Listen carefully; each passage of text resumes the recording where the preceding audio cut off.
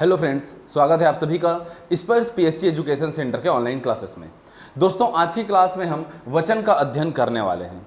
ये हम जो अभी अध्ययन कर रहे हैं, पहले हमने काल का अध्ययन किया, फिर लास्ट क्लास में हमने क्या किया था, लिंग का अध्ययन किया था। आज हम वचन अध्ययन करेंगे और इसके पश्चात हम अध्ययन करेंगे कारक का।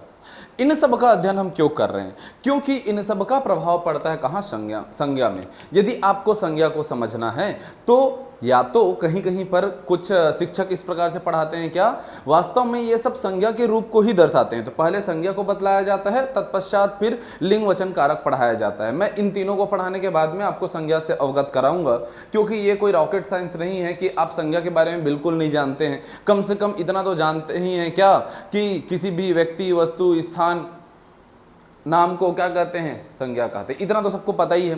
तो इस वजह से मैं संज्ञा को छोड़ करके सीधा पहले इस मुद्दे पर आ गया और यहां से आपको लेकर के फिर संज्ञा तक लेकर के जाऊंगा। ठीक है, तो आज का जो टॉपिक है वचन, अधिकांश छात्रों के मन में ये बना रहता है कि सर वचन कितना भी पढ़ लो, वहां जाके एग्जाम में तो कुछ ऐसा देता है जिससे हमको बनता ही नहीं है। दूसरा चीज, वचन में पढ़ने के लिए रखा ही क्या है सर? एक वचन होगा या बहुवचन होगा, वहां जाकर के देख लेंगे ना, झेल लेंगे, जो भी है जैसा भी है।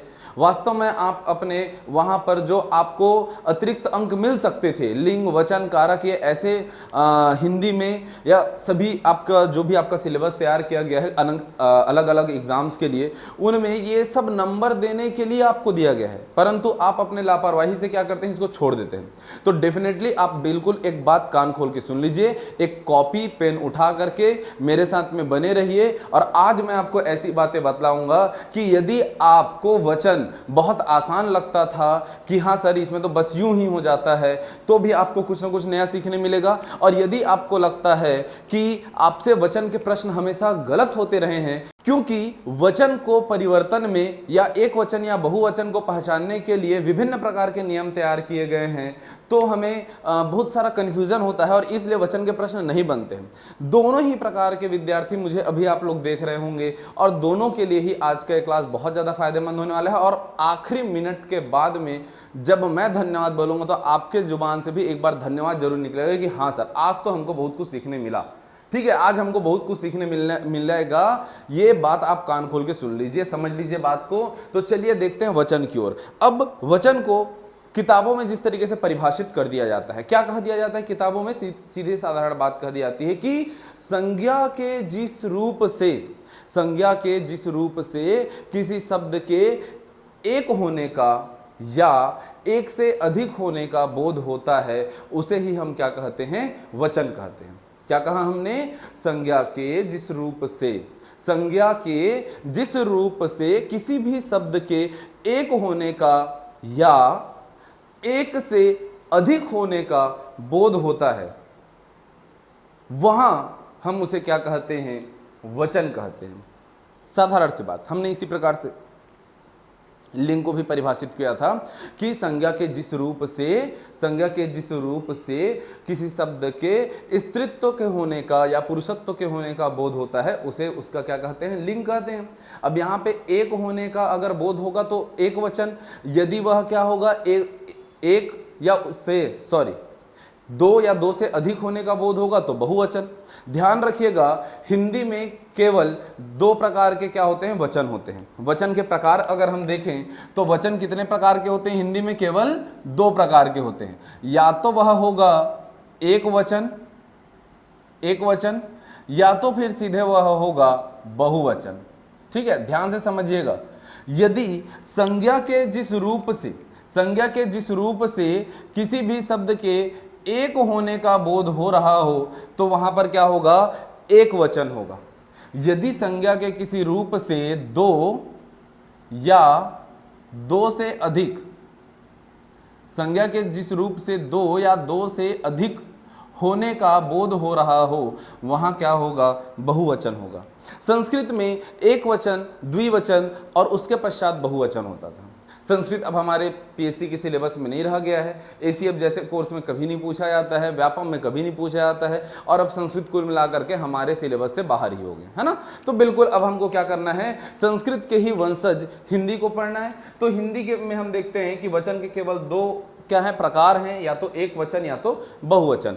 देखिए कितना छोटा हो गया हमारा सिलेबस, द्विवचन खा गए हम, तो मात्र एक वचन और बहुवचन बस पढ़ना है, बात खत्म। बहुत छोटी सी बात हमको समझनी है। परंतु अब एग्जाम में आपको ये तो नहीं पूछा जाएगा किसे एक वचन कहते हैं, किसे बहुवचन कहते हैं। अब कहां से हमें परेशानी होनी चालू हो जाती है और कहां तक जाकर के हमको उसको हल करना है, इस बात पे आते हैं। जैसे मैं आपसे एक प्रश्न करना चाहूंगा, मैं यहां पर लिख देता हूं घोड़ा, मैं लिखता हूं घोड़ा, मैं कहता हूं घोड़े, ये जो घोड़ा है, ये जो घोड़ा है, इसका बहुवचन क्या होगा। मैं आपके समक्ष ऑप्शन दे देता हूं, घोड़े, घोड़ों, सी ए एवं बी दोनों, D none of the above, इनमें से कोई नहीं। लो बता दो जरा। अब यहां पर आपके मन में आएगा, चलिए अब यहां से एक विचार हमारे मन में आता है, क्या यदि घोड़ा एक वचन है तो इसके पास में या तो घोड़े होगा या घोड़ों, ए और बी दोनों भी लेने की संभावना है, या तो फिर अगर कुछ समझ नहीं आया तो फिर नोटा तो है ही हमारे पास। चलिए ध्यान से समझते हैं। हम क्या कहते हैं, हम कहते हैं घोड़ा दौड़ रहा है। सेंटेंस में अगर मैं लिखता हूं, मैं क्या कहता हूं, मैं कहता हूं इसे क्या, घोड़ा दौड़ रहा है, दौड़ रहा है। चलिए अगर इसका मुझे बहुवचन बनाना हो, मैं क्या कह दूंगा, मैं कहूंगा घोड़े दौड़ रहे हैं। लीजिए, तो इसका मतलब क्या हुआ, इसका मतलब हुआ घोड़े क्या है, बहुवचन है, घोड़े क्या है, बहुवचन है। अच्छा, लेकिन मैं एक ऐसा भी शब्द ऐसा एक वाक्य लिख के देखता हूं, ठीक है। मैं कहता हूं घोड़े ने घास खा ली। बताइए अब ये घोड़े जो शब्द यहां पर प्रयोग हुआ है, यह एक वचन है या बहुवचन है। एक बार थोड़ा सा बुद्धि का प्रयोग करके अपने आप को यह बात बतलाइए कि क्या यह एक वचन है या यह बहुवचन है। यहां पर हम ये निष्कर्ष तुरंत निकाल सकते हैं कि यह तो निश्चित तौर पर एक वचन है, और जब मैं कहता हूं घोड़े दौड़ रहे हैं तब निश्चित तौर पर यह एक बहुवचन है। चलिए बहुत बढ़िया, बहुत बढ़िया। लेकिन यदि हम अगर कहते हैं कि घोड़े ने घास खा ली, घोड़े ने घास खा ली, तो देखिए घोड़े यहां भी है, घोड़े यहां भी है, परंतु यह एक वचन है। क्या है, एक वचन है। तो सर इसका बहुवचन क्या होगा, तो बिल्कुल आप यदि घोड़े ने घास खा ली कहते हैं, आप इसका बहुवचन बनाएंगे। इसका बहुवचन आप बनाते हैं क्या, घोड़ों ने घास खा ली, घोड़ों ने घास खा ली। ये लीजिए, अब बात तो फंस गया, अब तो बात फंस गया। अब इसका बहुवचन क्या हो गया, अब इसका बहुवचन हो गया घोड़ों। तो कायदे से अब हमारा उत्तर क्या हो जाना चाहिए। अब यहां पर बहुत बढ़िया बुद्धि का प्रयोग करते हैं लोग और ऑप्शन टिक करके आ जाते हैं, क्या, सी। उसके बाद फिर व्यापम और आयोग के ऊपर लांछन लगाना प्रारंभ कि ये तो गलत उत्तर लेता है, ये लेता है, वैसा लेता है, ऐसा लेता है, और उसके बाद फिर विभिन्न प्रकार की बातें चालू। चलिए अब समझते हैं वास्तविकता क्या है। वास्तविकता यह है कि ये गलत उत्तर है। वास्तविकता यह है कि यह गलत उत्तर है। हमेशा ध्यान रखिएगा कि घोड़ा का बहुवचन सदैव सिर्फ और सिर्फ घोड़े ही होगा। घोड़ा का बहुवचन क्या होगा, घोड़े ही होगा। तो सर ये घोड़ों क्या कर रहा है यहां पर, ये तो गलत हो गया क्या, नहीं ये गलत नहीं हुआ, ये भी सही है, ये भी सही है। परंतु अब मेरी बात को ध्यान से समझिएगा, यहां पर घोड़ा दौड़ रहा है जबकि यहां पर घोड़े ने घास खा ली। वास्तव में यह हमारा अगले अध्याय के बारे में मैं बात करने वाला हूं। हमने लिंग तो पढ़ लिया, हमें अभी कारक पढ़ना बाकी है। यहां पर देखिए, यहां पर एक कारक चिन्ह का प्रयोग हुआ है। क्या प्रयोग हुआ है, कारक चिन्ह का प्रयोग हुआ है। यहां एक कारक चिन्ह का प्रयोग हुआ है। इसी कारक को क्या कहा जाता है, इस कारक को क्या कहा जाता है, विभक्ति भी कहा जाता है। कारक को क्या कह दिया जाता है, विभक्ति भी कहा दिया जाता है। तो विभक्ति के कारण, इस विभक्ति चिन्ह के कारण हमारे वाक्य में एक विशेष प्रकार का परिवर्तन आता है, जिसकी वजह से हम घोड़े और घोड़ों शब्द का प्रयोग करते हैं। तो कुल मिलाकर के वचन को पढ़ते वक्त केवल हम एक वचन या बहुवचन, इसका एक वचन ऐसा उसका बहुवचन वैसा, ये नहीं जानेंगे। हम इसमें ध्यान देंगे वचन पढ़ते वक्त जो हमको महत्वपूर्ण एक चीज ध्यान में रखना है। मैं यहाँ पर नीचे में ऐसा लिख देता हूँ इसको। वचन पढ़ते वक्त हमें जो ध्यान में रखना है बात, वो क्या है? वह है सबसे पहला बिंदु विभक्ति चिन्ह को, विभक्ति चिन्ह को। और यहां से हम यह देख पा रहे हैं कि यहां पर विभक्ति नहीं है और यहां पर विभक्ति है। कई बार वाक्य में विभक्ति नहीं है और कई बार वाक्य में विभक्ति है। तो यदि विभक्ति है तब वह होगा क्या? सविभक्ति।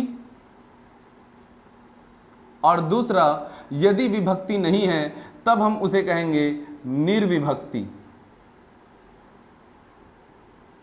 विभक्ति अर्थात क्या? हमारा कारक चिन्ह। अगला हम लोग पढ़ने ही वाले हैं ना, कर्ता ने कर्म को करर से वाला, जो अगला अध्याय हमारा कारक का ही रहेगा, तो वहां पर और ज्यादा डिटेल में समझेंगे। फिलहाल एक कारक नाम का कोई चीज होता है, बस इतना जान लो। तो हमने यहाँ पर दो अलग अलग प्रकार की चीजों को देखा। अब बोले सर इसीलिए हम हिंदी नहीं पढ़ते, इसीलिए हमसे गलत होता है। क्यों? क्योंकि हमको पता ही नहीं चलता है घोड़ा घोड़े घोड़ों क्या होने वाला है। आज आपका ये बात एकदम स्पष्ट रूप से क्लियर होने वाला है, पहली चीज। दूसरी बात, चलिए अब यहां पर अगर मैं एक दूसरी बात ले लेता हूं। मैं कहता हूं, मैं यहां पर कह दूं आपको कि एक शब्द है लड़का। क्या? यहां लड़का। यहां एक दूसरा शब्द है, मैं लिख देता हूं रात। मैं लिख दिया रात। अब जब इनका क्या करना हो, अगर मुझे लड़का का बहुवचन बनाना हो, मैं कहता हूं इसे लड़के, मैं कहता हूं सीधे लड़के। लेकिन अगर मुझे रात का बहुवचन बनाना हो तो मैं क्या कहता हूं? रातें नहीं कहूंगा, मैं कहूंगा रातें। यहां अंग की मात्रा भी आएगी, अनुस्वर का भी उपयोग होगा। तो ये भी बड़ा समस्या, बड़ी विचित्र बात होती है क्या, कि कहीं हम क्या करते हैं, केवल ए लिखते हैं, कहीं हम ए लगाते हैं।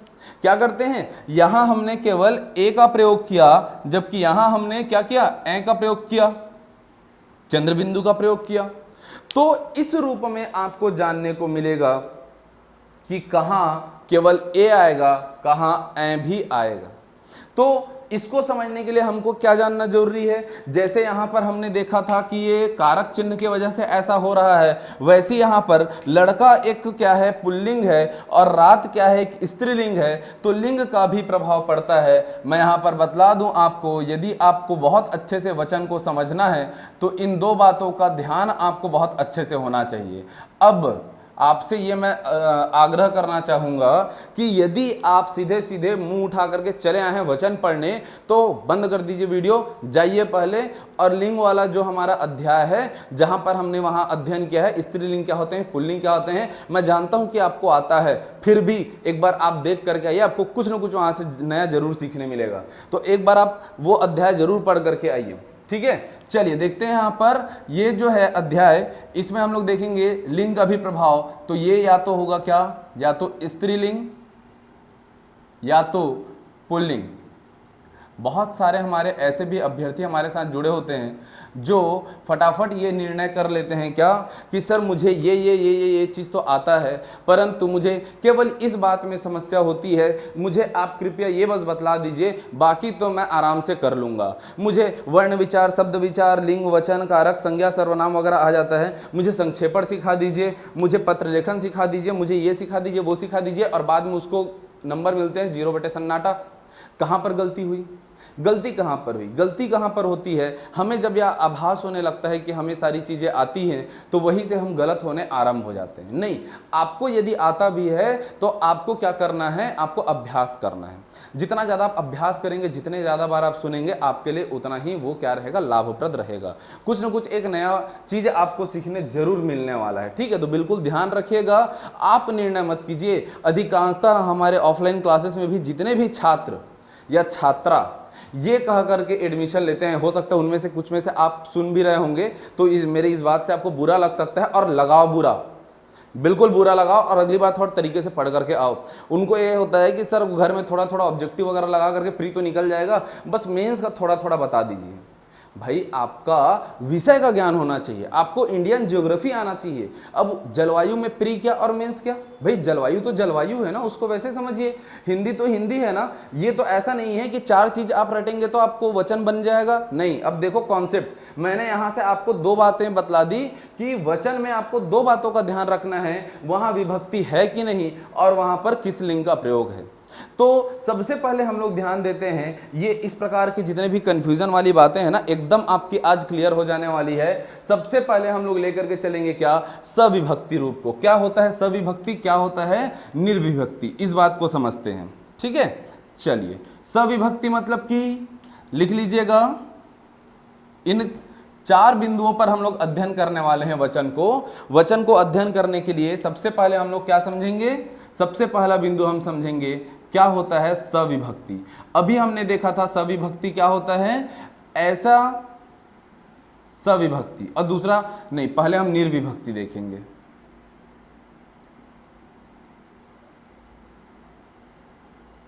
क्योंकि निर्विभक्ति समझ में आ गया तो सविभक्ति में केवल एक परिवर्तन करना है, आपका उत्तर आपके समक्ष होगा।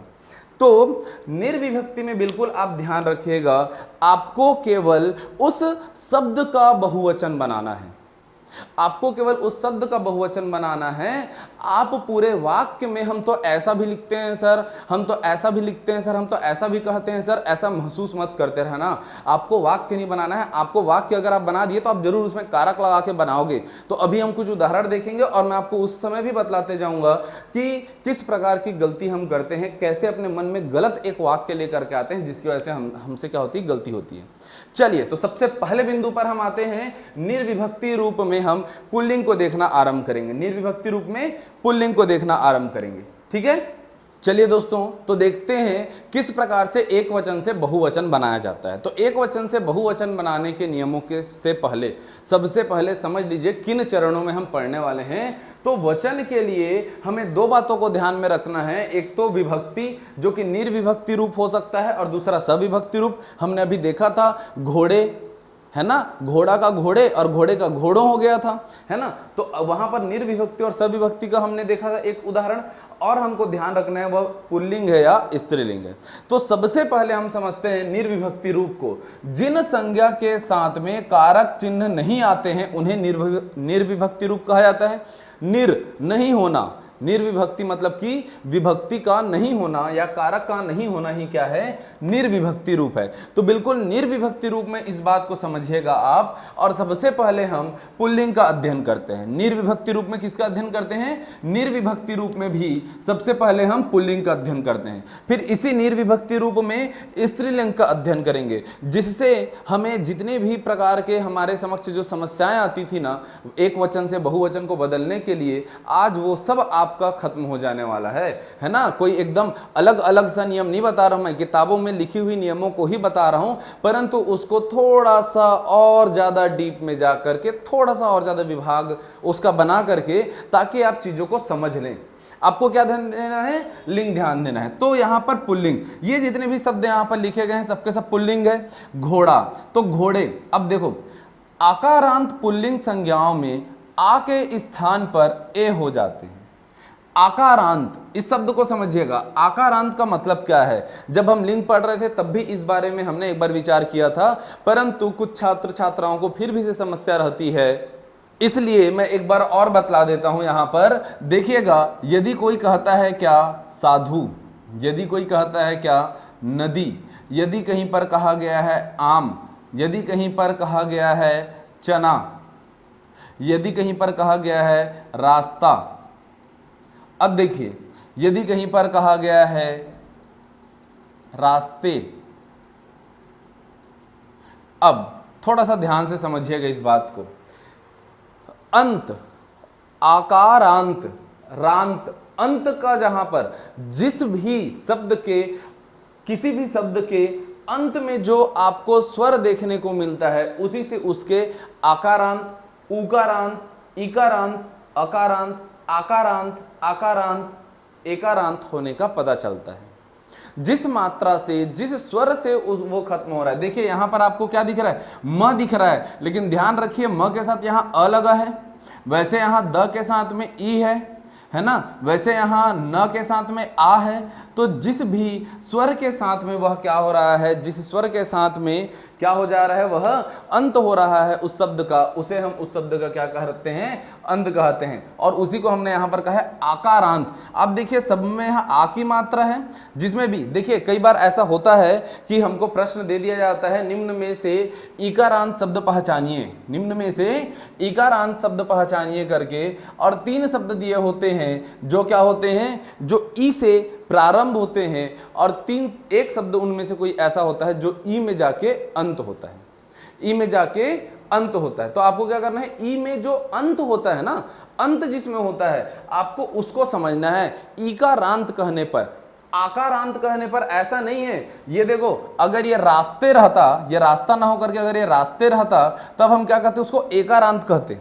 रा में आ की मात्रा है इसलिए इसको आकारांत नहीं कह रहे हैं, त में आ की मात्रा है इसलिए इसको आकारांत कह रहे हैं। तो बिल्कुल इसको समझ जाइएगा कि आकारांत पहला पॉइंट। दूसरा पॉइंट, उसका क्या होना आवश्यक है, पुल्लिंग होना आवश्यक है। इस स्थिति में आ के स्थान पर हम ए लगा देते हैं बस।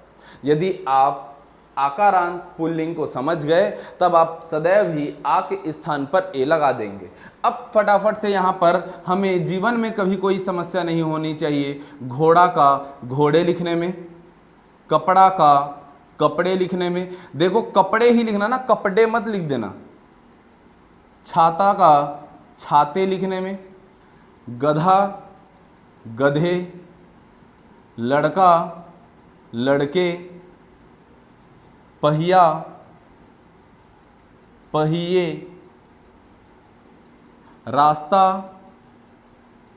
रास्ते, बच्चा बच्चे, तारा तारे, बछड़ा बछड़े, अड़े ना, बकरा बकरे, आईना आईने।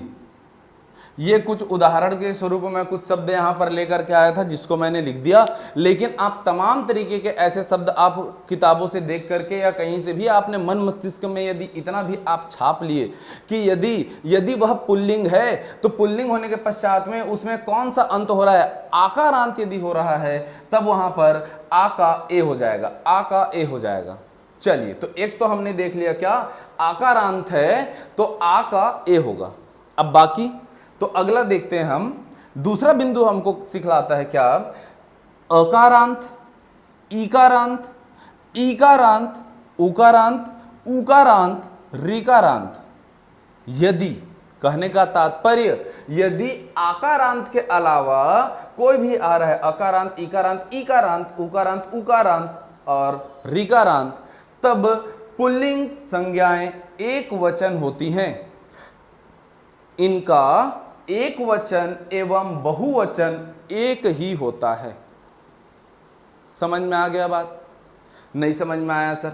तो अब एक बात ध्यान से कान खोल के सुन लो, कान खोल के सुन लो। एक तो आजकल के स्टूडेंट्स को पता नहीं क्यों ये बार बार जब मैं ऑफलाइन क्लास भी पढ़ाता हूं तो मैंने यह देखा है कि कुछ ऐसे टॉपिक होते हैं जिसमें मुझे मैसेज आता है कि सर ये वाला टॉपिक तो बन जाता है तो हम लोग अभी इसकी बजाय ज्योग्राफी को तुरंत चालू कर लेते हैं, सर हम हिस्ट्री थोड़ा पढ़ लेते हैं, या सर आपके हिंदी के 2 घंटे के बाद में आप मैथ्स भी रख दीजिए तो मैथ्स पढ़ लेंगे वगैरह वगैरह जैसा भी। तो ध्यान से समझिएगा इस बात को कि हम उस युग में जी रहे हैं। ये शॉर्टकट का ज़माना है भाई, ये शॉर्टकट का ज़माना है। आप इतना ज़्यादा शॉर्टकट मारने के प्रयत्न करते हो कि लास्ट में नंबर ही आपको शॉर्टकट में मिलता है। अरे आप वो लोग हो जो जिससे प्यार भी करते हो तो उसको ये बोल के टाल देते हो। ये क्यों नहीं करते व्हाट्सएप में ऐसा? जिससे प्यार करते हो उसको तक आई लव यू C2 ऐसा लिख के टाल देते हो, आपसे पूरा लिखा भी नहीं जाता है। क्यों? आपसे तो पूरा ये लिखा भी नहीं है, मुझसे भी नहीं लिखा जा रहा है, देख लो। तो ये स्थिति हो चुकी है। तो जिससे प्यार करते हो उसके लिए आप यहां पर लॉयल नहीं हो सकते हो, वहां पे शॉर्टकट मारने का प्रयत्न करते हो, तो फिर यहां पर तो आप मारोगे ही मारोगे। लेकिन यही काम मत कीजिए जिंदगी में। ये शॉर्टकट के चक्कर में बहुत गड़बड़ होता है, शॉर्टकट के चक्कर में हमेशा गड़बड़ होता है। तो ये काम मत कीजिए। आपको क्या करना है, आपको बड़े ही प्यार से समझना है बात को। यहां पर क्या कहा गया है कि आकारांत के अलावा बाकी सबको लिख दिया गया है। अकारांत, इकारांत, ईकारांत, उकारांत, उकारांत, ऋकारांत, ये क्या होते हैं? ये पुल्लिंग संज्ञाएं सदैव ही एक वचन होती हैं और इनका एक वचन एवं बहुवचन एक ही होता है, मतलब इनको बदलना ही नहीं है। क्या बोल रहे हैं? इनको बदलना ही नहीं है। तो सीधे सीधी बात है, दिन का बहुवचन दिन होगा, फूल का बहुवचन फूल होगा, शिक्षक का बहुवचन शिक्षक ही होगा, और यदि मैं हाथी कहूँ तो हाथी का भी बहुवचन हाथी है, भाई का बहुवचन भाई है, गुरु का बहुवचन गुरु है, साधु का बहुवचन साधु है, भालू का बहुवचन भालू ही है। बस कितना आसान सा है ये, समझ लीजिए। मतलब कि यदि आपने मेरी लिंग की जो कक्षा थी वहां अगर आप बहुत अच्छे से अध्ययन करके आए हैं, स्त्रीलिंग और पुल्लिंग में आप विभाजन समझते हैं, तब आपको कदापि इस बात में संदेह नहीं होगा कि आपको वचन में किस प्रकार का क्या करना है, अंतर करना है। सबसे पहले तो आप क्या कर लीजिए, आप समझ लीजिए क्या वहां पर विभक्ति है या नहीं है, पहले इस बात को समझना है। अगर किसी ने इस बात को नहीं समझा है तो अब वो मनी मन मुझसे प्रश्न कर रहा होगा, हो सके तो मुझे शाम तक इस बात के लिए व्हाट्सएप आ जाएगा, और वो हर बार आता है, और ये हमेशा ऑफलाइन क्लास में भी स्टूडेंट्स मुझसे प्रश्न करते हैं, सर नहीं हम तो जानते हैं दिनों कहा जाता है, दिन का तो दिनों होता है सर, हम तो देखे हैं। तो आपको जब भी ऑब्जेक्टिव टाइप प्रश्न में यदि वस्तुनिष्ठ प्रश्न में पूछा जाए कि दिन का बहुवचन क्या होगा, आप सदैव कहिएगा दिन का बहुवचन दिन ही होगा, दिन का बहुवचन दिन ही होगा। बोले नहीं सर हम जानते हैं इसका तो दिनों होता है। ध्यान से समझिए अब बात को, दिनों कब आप कहते हैं? आप कहते हैं कि 10 दिन हो गए आप नहीं आए। क्या कहा हमने? 10 दिन हो गए आप नहीं आए। 1 दिन विलंब से मैं आऊंगा, 2 दिन विलंब, 2 दिनों के विलंब से मैं आऊंगा। होमवर्क दिखाओ अपना। सर मैं 2 दिनों के बाद होमवर्क दिखलाऊंगा, मैं 2 दिनों के बाद, या सर मैं 2 दिन बाद दिखलाऊंगा। या तो आप कहेंगे मैं 2 दिन बाद दिखलाऊंगा, या तो आप कहेंगे मैं 2 दिनों के बाद दिखलाऊंगा। समझिए बात को, इस बात को समझिएगा। जब आप यदि आप विभक्ति लगाते हैं, कारक चिन्ह लगाते हैं, तभी केवल आप दिन का दिनों कर रहे हैं। यदि आपको कारक चिन्ह नहीं लगाना है, ऐसे वाक्य यदि हैं जहां पर कारक चिन्ह नहीं है, हाथी दौड़ रहा है, हाँ तो हाथी दौड़ रहा है और हाथी दौड़ रहे हैं, हाथी दौड़ रहा है और हाथी दौड़ रहे हैं। लेकिन अगर मैं कहता हूं हाथियों का समूह दौड़ रहा है, अभी हाथियों ने खेतों पर आक्रमण कर दिया है, हाथियों ने, अगर मैं ने एक कारक चिन्ह लगाता हूं तब मैंने उसको हाथियों कहा था, नहीं तो मैं कहूंगा क्या, हाथी दौड़ रहा है, हाथी दौड़ रहे हैं। ठीक है, शिक्षक पढ़ा रहा है, शिक्षक पढ़ा रहे हैं। लेकिन वास्तविकता में यहाँ पर शिक्षक के लिए जो हमारा जो आदर्श वाक्य है वो बदल जाएगा। कैसे बदल जाएगा? देखिए यहाँ पर वचन में एक वह भी स्थिति उत्पन्न होगी जब मैं आपको बतलाऊंगा कि अपने से बड़ों के लिए या किसी सम्मानजनक पद के लिए हम सदैव बहुवचन का प्रयोग करेंगे। ठीक है, तो यहाँ पर इसको बिल्कुल ऐसा मत समझिएगा शिक्षक पढ़ा रहा है। वैसे तो आजकल के छात्रों का आदत ये रहता है, हमको कमेंट भी ऐसे ही आ जाता है, क्या पढ़ा रहा है ये वाला समझ नहीं आ रहा है, एक बार और बता दे तो, ऐसे हमको कमेंट आ जाते हैं। हम थोड़े से समझ में आ जाता है कि आपकी भाषा शैली कितनी अच्छी है और कितना अच्छा आपका संस्कार है। ये हमको वहीं से समझ में आ जाता है कि आप किस भाषा का प्रयोग कर रहे हैं, क्योंकि कुछ के लिए शिक्षक शिक्षक होते हैं और कुछ के लिए पैसा दे देने के बाद में उनके गुलाम बन जाते हैं। तो ध्यान रखिएगा, शिक्षक के लिए आप जैसा दृष्टिकोण रखेंगे वैसे ही आपका भविष्य बनता चला जाएगा। ये मेरे लिए नहीं बात कर रहा हूँ मैं, मेरे से भी बड़े बड़े शिक्षक हैं यहाँ पर, तो सभी शिक्षकों के लिए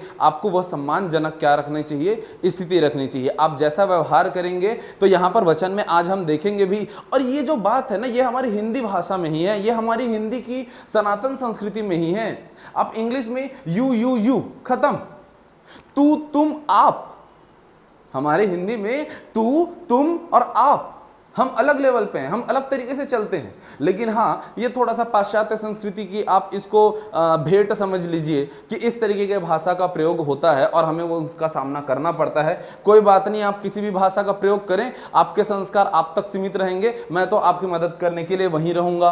तो बिल्कुल देखिए, शिक्षक को यहाँ पर मत समझ लीजिएगा कि शिक्षक पढ़ा रहा है और शिक्षक पढ़ा रहे हैं, ये एक वचन बहुवचन वाली बात नहीं हो जाएगी। मैं इसको यहाँ से हटा भी दूं, लेकिन फिर भी आप याद रखिएगा, शिक्षक इसका क्या होगा, ये एक वचन और बहुवचन दोनों में शिक्षक ही होगा। अच्छा देखो कि फूल तोड़ना है ना, लेकिन अगर आप कहोगे क्या फूलों का गुच्छा, तब आप वहां पर फूलों शब्द का प्रयोग किए, लेकिन फिर भी आप ध्यान रखिए फूलों का गुच्छा हुआ ना, तो जब तक के आप सविभक्ति में नहीं जाएंगे तब तक कि आपके लिए दिन का बहुवचन दिन ही होगा, फूल का बहुवचन फूल ही होगा, हाथी का बहुवचन हाथी। इस प्रकार से अकारांत, इकारांत, इकारांत, उकारांत, उकारांत, ऋकारांत में पुल्लिंग सदैव ही एक वचन होते हैं और एक वचन ही बहुवचन का ही रूप होता है।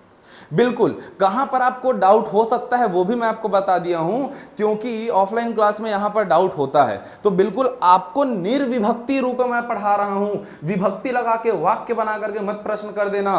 तो ये क्या जानना है हमको, निर्विभक्ति रूप, का, के, की, ना, ने, नी टाइप की चीजें मत लगा देना है ना, कर्ता ने कर्म को करण से, ये सब मत लगा देना, गड़बड़ हो जाएगा। तो बिना विभक्ति के हम इनका रूप इसी प्रकार से देख सकते हैं। बिल्कुल समझ में आ गया बात। तो पुल्लिंग में तो केवल इतना ही जानना था हमें, देखिए कितना छोटा सा टॉपिक बन गया हमारा।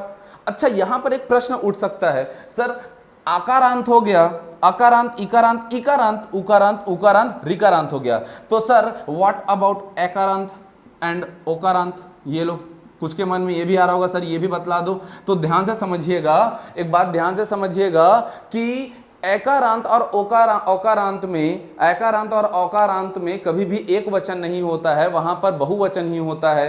तो हमको उसके एक वचन से बहुवचन बनाने के बारे में पढ़ने की आवश्यकता ही नहीं है, वह सदैव ही क्या होते हैं, बहुवचन बनने के बाद ही पहुंचते हैं। हम वहां तक बहुवचन बनने के बाद ही पहुंचते हैं। लड़कों, घोड़ों, तारों, इस प्रकार के जब शब्दों का प्रयोग करते हैं तो वहां पर ओ हो जाता है और उसको हम क्या करते हैं, ए और औ को क्या करते हैं, हम बाद में बहुवचन के रूप में ही पढ़ते हैं। एक वचन में जो चीज है केवल हम उसको बहुवचन बना सकते हैं। ये सारे आकारांत, अकारांत, इकारांत, इकारांत, उकारांत, उकारांत, ऋकारांत, ये जो हैं ये एक वचन में होते हैं, जिनको बहुवचन बनाना होता है वो दोनों हमेशा बहुवचन होते हैं। तो चलिए अब हमारा अगला बिंदु बनेगा क्या, इसी निर्विभक्ति में स्त्रीलिंग का अध्ययन आरंभ करते हैं।